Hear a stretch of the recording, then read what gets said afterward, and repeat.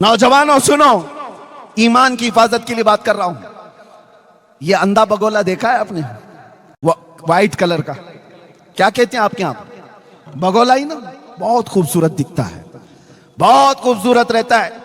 एक बार किसी तालाब में जाकर बैठा और सर झुकाए बैठा है। उसकी खूबसूरती पर कौन नहीं फिदा, और भोलापन भी इतना दिखता है, इतना भोला है, कभी किसी को टच भी नहीं करता। और ऐसी भोलेपन पर कुर्बान होकर छोटी छोटी मछलियां उसमें आ गई। मछलियों में एक शोर मच गया।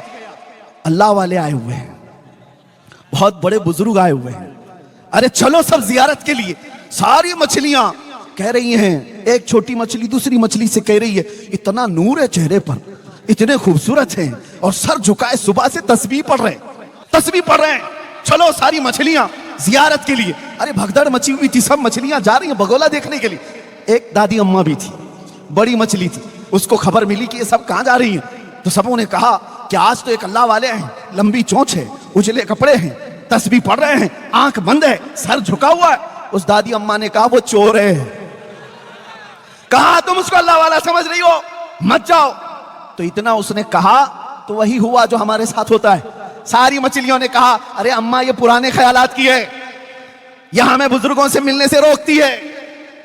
यही कहते हैं ना उलमा, जब किसी बुराई को रोकते हैं तो तुम क्या कहते हो, ये मौलाना लोगों का मसला है, हमें तो अपना ऐश करने दो, हमें एंजॉय करने दो। जब बुराइयों से रोका जाता है, क्योंकि ये नबी पाक सल्लल्लाहु अलैहि वसल्लम के नायब हैं, और अल्लाह ताला इनकी जुबान से तुम्हारी इस्लाह फरमाता है। जब ये बोलते हैं उलमा, तो कान लगा करके सुनो कि क्यों कहा जा रहा है, क्यों कहा जा रहा है।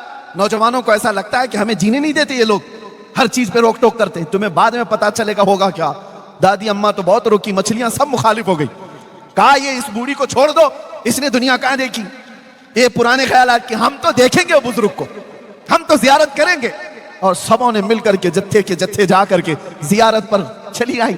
और मेरे अजीजों, जब बगोले के आसपास सब नमन करने आई होंगी, सलाम करने आई होंगी, बगोला देखता रहा, दो पैरों में और एक चोंच में मार करके उड़ गया।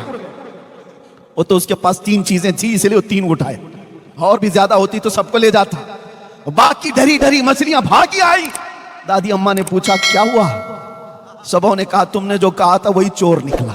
क्या बात। इसलिए हर सफेद कपड़ा ये दलील नहीं है कि वो साहब ईमान है।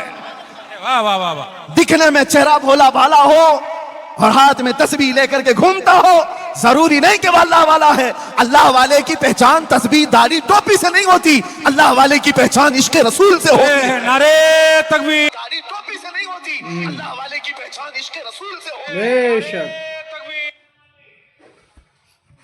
तो देखा नाजरीन आपने ईमान की चोरी किस तरह से की जाती है। आज भी यही हाल है, ईमान के चोर भेष बदलकर बगला भगत बनकर घूमते हैं। अल्लाह बचाए ऐसे चोरों से।